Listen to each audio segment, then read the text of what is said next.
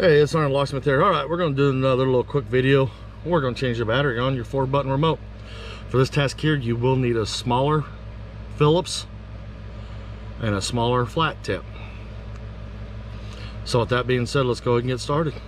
Flip your remote over. If you do have your key ring on here, you will want to remove it. Notice we've got the Phillips screw in here. Go ahead and let's unscrew it to get the back of the remote housing off.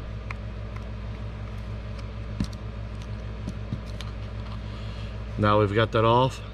If you look at your seam, you'll see we have this little indentation. The flat tip fits in there.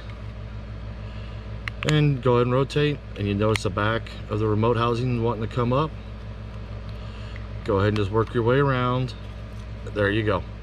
Now that you got it open, your battery sits inside here, so this is where you want to be careful. Right here, that is your chip. That is the transponder.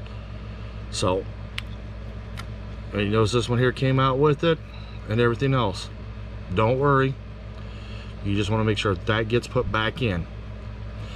Now if you look at the remote, you'll see you got this plastic piece here and this plastic piece here. That's what holds your battery inside. So just take your flat tip, put it under there, and gently twist it. You don't need to do it much, because all you want to do is just pop up and it's released.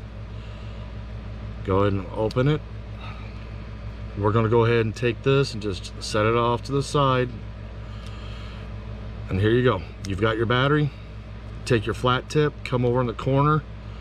You notice this is a C right here for your battery hold down. Don't put the flat tip over there. You're just going to come under and just bite it, and you see how it pops out. It does take your CR1616 battery, which is one of the most common batteries for the Honda. We're going to go ahead and put the battery back in. Now we put the battery back in. You want to come in, and you notice how this opened up to accept it.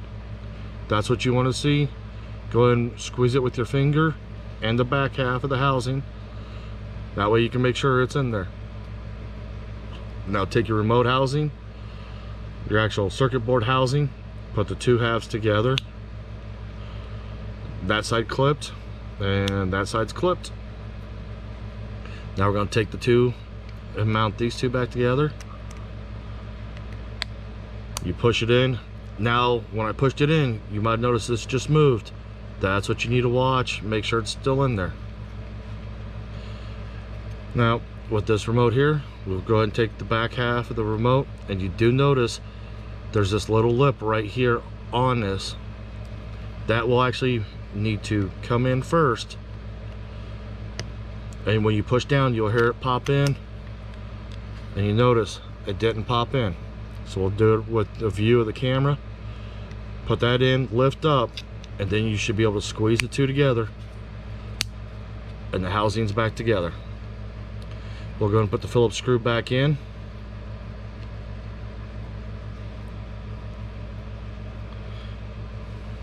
This is going to be one of your smaller Phillips screws, remember. So if you put the wrong size flat tip in there, you will strip these little screw heads. And you don't want to be Mighty Man, Hercules, Wonder Woman to get them in. Now that it's in, we're done. And when you push on your remote, you'll notice the buttons all are in there. And you notice the red light come on here. This is not programmed, but a good way to test your vehicle to make sure it works. With that being said, thanks again for watching.